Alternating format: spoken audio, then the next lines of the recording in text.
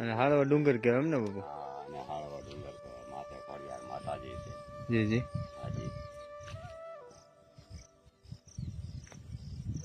ઓલી હોટલ છે રોડ ને કાંઠે છે. આપણે પચપસિયા જાય ને પચપસિયા પહેલા આવે ઈ. જી બાપુ.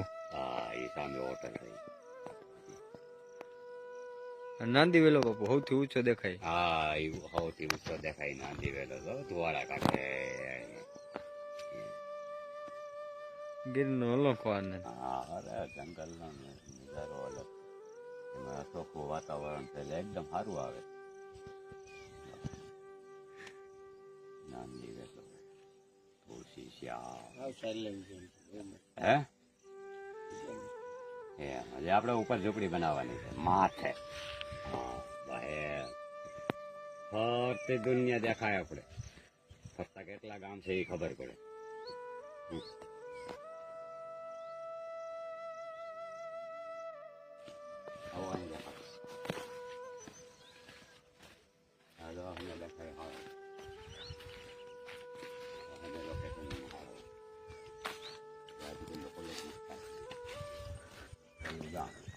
હાળવા. હા, અમે દેખાય હાવ. હા બાપુ. તારા પીપળિયા આવી જાય. પીપરિયા. હા, આની ઘર બેડિયા આવી જાય.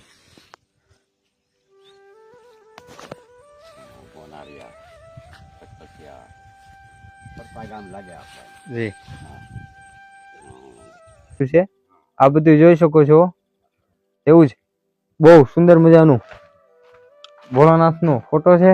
મહાકાળી સંતનો ત્રિશુલ છીપ્યો તેમજ બાપુનું આસન. કેમ કે હજી 8 જ દી થયા છે. બિલકુલ નવું નિર્માણ. હા, અને સામે સાળવા ડુંગર ઉપર ટોચ ઉપર માતાજીનું સ્થાપન છે. આપ જોઈ શકો છો મિત્રો. મારે જે કઈ કહેવાનું થતું એ કયો. બાપુ આ કાંઈ વસ્તુની માયા નથી લાગતી. નહીં, માયા શું લાગે? માયા લાગે તો લગ્ન કરી લેવાય ને. હા, એમ ભજન કરવું એટલે ભજન. હા. ભજન કરવું એટલે માયાનો ત્યાગ કરી અને ભજન કરાય. બાકી તો ભજન ન થાય. જી બાપુ. હાજી. માયામાં લાગી જાય કેમ ભજન કરવું? જી બાપુ.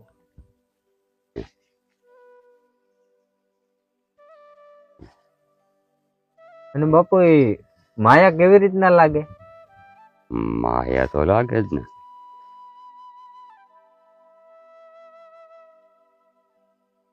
માયા ને આપણે લાગી જાય. માયા આપણને થોડીક લાગે. જી બાપુ. હા, માયા ને આપણે બધ ભરી જાય છે. માયા કઈ આપણને બધ નથી ભરતી. જી જી. ખોટી વાત છે. મારે આ કરવું છે, મારે આ કરવું છે, મારે આ કરવું છે એમ કરવામાં રહી તો માયા લાગી જાય. માયામાં ઘૂસવાઈ ગયા. હા, જો પગત ભેહું લઈને જાય જો માયામાં ઘૂસવાઈ ગયા. હા બાપુ. તો પછી એને જો એને ભેહું લઈને આવવું પડે ને કાયમ સારવા. હા, હા, આપણે કઈ ઉપાધિ કરી? નહીં. આપડે ક્યાંય જવાનું નહીં, ઝૂંપડી બહાર નહીં. એક પેશાબ કરવા જાય ને એક જંગલ પાણી જાય બસ. બાકી તો ઝૂંપડી ની અંદર ને અંદર. તો બાપુ કોઈ પણ કર્મ જેનાથી બંધન થાય છે માયાનું કારણ હોઈ શકે છે? હાજી, બંધન રૂપી છે ને. આગળ આપણે અહીં ગા લઈ આવી તો મારે ક્યાંય ન જવાય. જી બાપુ. તેલી ધારણ કરવું તો મારે ક્યાંય જવાય? જી નહીં બાપુ. અત્યારે ગમે ને આવ્યો તો કઈ ઉપાધિ કરી? આ લઈ જાય તો સમાજ નું છે, ભલે લઈ જાય આપણે શું કરવું? હા બાપુ. આપણે કઈ લઈને તો નથી આવ્યા આમાં. જી જી બાપુ. એમ તો એ માયા. બીજું હું હોય માયાના બંધનમાં આપણે આવી ગયા એટલે માયા આગળ હું ગા લઈ આવો એટલે મારે ક્યાંય ન જવાય. જી બાપુ. એક જીવ આપણે બંધન રૂપી રાખ્યો ને. જી બાપુ. હા, એટલે માયા. અને જવું હોય તો અહીં કોઈક રેવો માણસ હોય તો આપણે બહાર નીકળી શકીએ ને. કઈ બહાર નીકળાતો નથી. ઓલું પછી જીવ દુખી થાય અને આપણે ક્યાંક આનંદ કરવા આવ્યા જાય તો એ ખોટો પડે. હા, આપણી પાસે જે જીવ છે એને પેલા કોઈ વસ્તુ બંધનમાં આવવાનું જ નહીં. કોઈ પણ વસ્તુ નહીં બંધનમાં આવવું. દૂધ હોય તો દૂધ વાળી પીવાની, કાળી પી લેવાની. જી જી. હા બસ, બીજું હોય.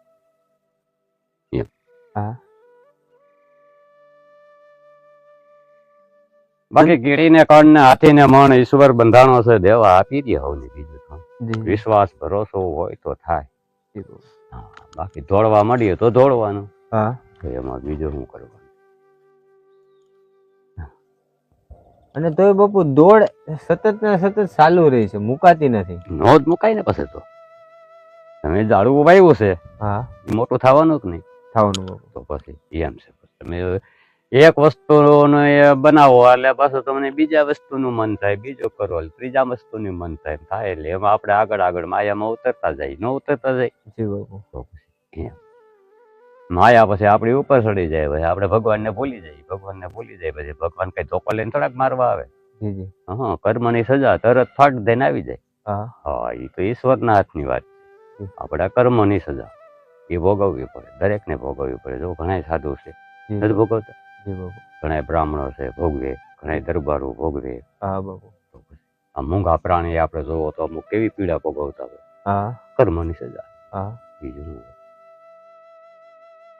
અને બાપુ કોઈ પણ જે આપણને સજા રૂપી થાય છે આપણા કર્મથી જ થાય છે. હા, કર્મ સિવાય કઈ છે નહીં, કર્મ પ્રધાન. જી બાપુ. હા જી, કર્મ જેવું કર્મ એવી સજા, જેવું કર્મ એવી સજા. જી બાપુ. હા. નાનું કર્મ હોય તો નાની સજા, મોટું કર્મ હોય તો મોટી. કર્મ એ પાછા બે પ્રકારના, બિન સુવારથ અને સુવારથ. જી બાપુ. બિન સુવારથ માં કોઈ વાંધો ન આવે, પણ સુવારથે જે કઈ કર્યું જી બાપુ. તો એની સજા ભોગવવી પડે, કારણ કે આપણે હવે અમે વ્યક્તિનું ખોટો કરી નાખીએ ને, સુવારથ છે ને. જી બાપુ. અહીં કોઈ પણ દુખ્યો માણસ આવે જી જી. તો આપણે એને કહીએ ભાઈ તારે સારું થઈ જાય, પણ તારે 10,000 રૂપિયા 15,000 રૂપિયા દેવા જોઈએ, દુઃખ નો મારો દે કે નો દે. દે બાપુ. તો એ કર્મ આપણે ભોગવવું પડે કે નહીં? જી બાપુ. હા, બસ. તો પછી કોના નામ ઉપર લીધું? આપણા નામ ઉપર. આપણા નામ ઉપર નહીં, આપણા બાપના નામ ઉપર લીધું, કે માના નામ ઉપર લીધું. આપણે શું કરી ગયા? આપણા નામ કાંઈ નહીં. જી બાપુ. આપણે કીધું ભાઈ જો માં બેસી છે, માં ઉપર ભરોસો રાખ, હા તારું દુઃખ સારું કરી દે. હા. હવે એમ કે શું કરવાનું બાપુ? આપણે કઈ 15,000 કે 20,000 દેવા તો દે છે, હા બાપુ. પણ એ કર્મ આપણે ભોગવવું પડે, એ ન ભોગવવું પડે. હા. એટલે આપણે એવું બિન સુવારથ. હા બાપુ. બિન સ્વાર્થ કર્યા વગર. અમે એનું દુઃખ ભાંગી જાય, જી. માને આપણે કામ સિંધવું ન પડે. જી જી. માને કઈ આપણે કામ સિંધવાનો આપણો થોડોક અધિકાર છે? જી બાપુ. નહીં, આપણો અધિકાર નથી માને હા, કામ તો સિંધવાનો. ઘણા બાપુ આ તો ભૂવા ધૂણતા હોય તો એમ કે તે મારા ઓલા નિવેદ ખાધા છે, ઓલું ખાધું છે, તારે મારું કામ કેમ ન કરે? હા, તો બસ એટલે એમ વાત છે. એ પછી દાડીએ મોકલે દુખી થાય. ભૂવા કઈ સુખી નથી, ભૂવા દરેક દુખી છે. હા બાપુ. હાજી, કારણ કે માને મા પાસે મજૂરી કરાવે ને, હા, એટલે આપણે અધિકાર નથી. હા, એનો વિશ્વાસ હોય, ભરોસો હોય તો ગમે એવો દુઃખી આવ્યો હોય તો દુઃખ ભાંગી જાય. જી બાપુ. આપણે એને પોતાને વિશ્વાસ હોવો જોઈએ, હા, પોતાને ભરોસો હોવો જોઈએ, તો જી. થાય. હવે પોતાને ભરોસો ન હોય ને પોતાને કઈ વિશ્વાસ ન હોય તો કઈ થતું નથી. જી બાપુ. આ દુનિયાના 4 દરવાજા 8 દરવાજા ખુલ્લા જ છે, હા, અને 8 દરવાજા છે. હા, આ ભૂમિના 8 દરવાજા. 8 દરવાજા. 8 દરવાજા. 8 દરવાજા બાપુ કેવી રીતના, થોડું સમજાવો નહીં. 8 દરવાજા જોવો. હા. 1, હા, 2, 2, 3, 3, 4. 5. હા બાપુ, 8 દિશા થઈ ગઈ. જી જી જી. તો પછી 8 દરવાજા છે. જી જી બાપુ. હાજી, 8 દરવાજા.